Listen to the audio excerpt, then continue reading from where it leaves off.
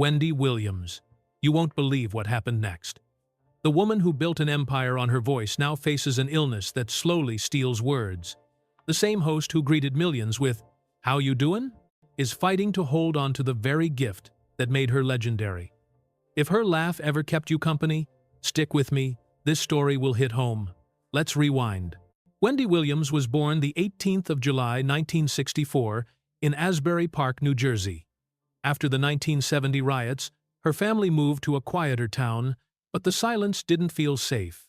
At home, food was counted and weighed. At school, she was labeled too loud, too much. Doctors tried pills to tame her energy. Imagine being 12 and treating dinner like a courtroom. Yet, in that pressure cooker, a different kind of strength formed, the kind that turns pain into fuel. Fresh out of Northeastern University, Wendy Williams chased radio in 1986 all the way to St. Croix in the U.S. Virgin Islands. Paradise? Not quite. Tiny booth, tiny paycheck, big doubts. She came back to the mainland and mailed demo tapes like lottery tickets. Rejection piled up until it didn't. She landed gigs, climbed markets, and found her lane. Fearless talk. While others played it safe, she spoke plainly about stars, about culture, and, bravely, about herself. She admitted past substance struggles and heartbreaking miscarriages. That honesty? It cut deep, and it connected. Listeners didn't just tune in, they leaned in. Then came television in 2008. Daytime had rules, she broke most of them. She wasn't just chatting. She was confronting, confessing, and turning pop culture into a daily ritual. For 13 seasons, a black woman dominated a space that rarely made room. Love her or hate her, you couldn't ignore her. But that kind of candor is heavy. 5 live shows a week, every word a tightrope. The applause was real. So was the price. Her personal life? No scriptwriter could have kept up. In the 90 seconds, Wendy Williams married Bert Girigiri. It ended fast, tangled with the private war she later acknowledged addiction. Then, she met Kevin Hunter. Different energy. They married in 1999, weathered more pregnancy loss, and finally welcomed Kevin Hunter Jr. in 2000.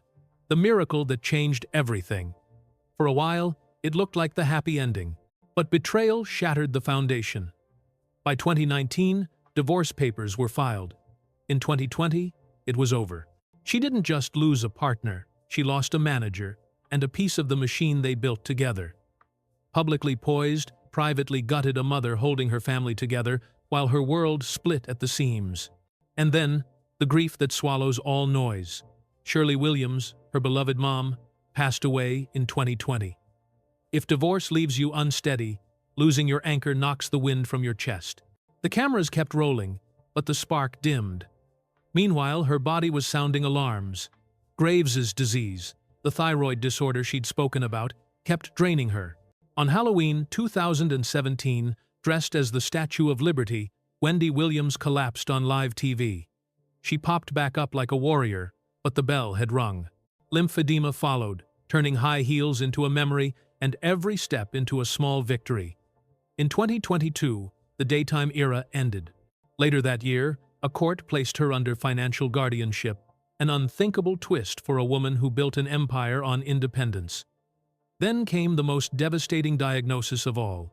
In 2024, she revealed primary progressive aphasia and frontotemporal dementia. For a legend of conversation, it's a cruel irony, language itself slipping away. Still, she chose transparency.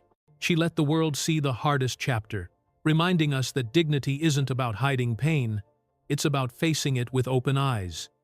If you ever found comfort in her voice, here's your moment. Drop a heart in the comments for Wendy Williams. Tap like if her story moved you.